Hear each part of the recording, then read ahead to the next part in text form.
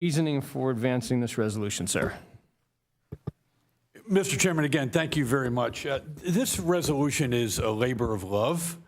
It's something that I have been working with staff for quite some time, but it's just to give you a little background, it's been something that I've been working with nationally since about 2009, 2010.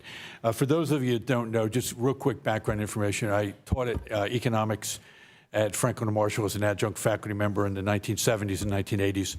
And then I've been doing a great deal of economic issues. I've been a former CFO of a publicly traded bank and on a board of a bank. What this resolution is about is that the policy of quantitative easing that came about in 2008 it's called Keynesian 2.0, brought about a substantially different type of a mindset relative to economics. And it had, and unfortunately, it created winners and losers in the process. And I'm not discussing the merits about whether or not quantitative easing needed to be done or not. What I'm discussing is the impact that that had and who was the bearer of, who was going to bear the brunt. So I'll give you a perfect example. In the case of the Commonwealth of Pennsylvania, under ERISA laws for financial advisors. Now, a state is not directly responsible for ERISA, but its financial managers are. They have to keep a certain balanced portfolio in fixed income securities. Quantitative easing has dropped substantially the amount of earnings that come about on those funds. And here's my basic concern. The liability that we have for the pension plans is for sure. It's a given. There's a law that says that. But as someone who has spent a career keeping companies out of bankruptcy, I believe I have also a moral and ethical responsibility to accommodate those numbers. I'm concerned that with the financial distress in the Commonwealth, that bearing this burden because of a policy that came about is problematic. The reason that we would also seek the issues is that the Federal Reserve is charged with governance in terms of banking supervision under the Federal Reserve Act of 1913. And by doing that, what it does is it has a group of auditors that goes around and examines it. So as an example, as happened during the banking crisis, banks were assessed almost $140 billion of damages. And so what the purpose is here is to be able to take this resolution, if it's successful, to work with the Treasurer's Office. I've already met with the Treasurer's Office, and then meet with other state legislators, as well as our delegation in Washington, D.C., to get this proposed and get this through. We know almost relatively certainly that the Federal Reserve in the 1950s sought and received sovereign immunity in the court system, so the likelihood of being successful in the lawsuit is not great. And that would probably just delay it even longer. Where the number $24 billion comes from is the difference between the expected earnings rate. And I've got all the details here. If anybody would like a copy, Mr. Chairman, I would like to submit it to the staff that could be included in the record. It's all the research that goes into it, all the other articles that relate to these kinds of issues. But specifically, it's about a 200 basis point drop in expected earnings. I met with Peasers and Sears on it. And at first, when we were having the discussion, the comment was, he said, no, we've met according, and we've earned according to what other fixed income managers have met. And the answer is absolutely correct. But as a result of quantitative easing, those expected earnings dropped by 200 basis points. That's a direct loss to the pension fund of directly about $3.5 billion immediately. The additional balance and delta, so to speak, of $21 billion comes about from the expected future earnings. It's there, and it's part of that $110 billion deficit that we're currently seeing in the pension plan.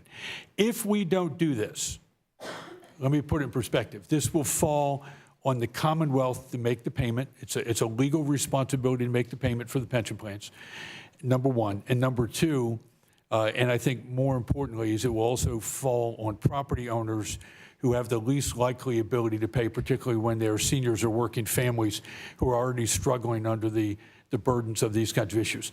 So the net result of all this is that the Federal Reserve is starting to pull back on quantitative easing, but there's an economic danger that John Maynard Keynes discussed in his book of 1936 about theory of interest rates, and no, I did not know him.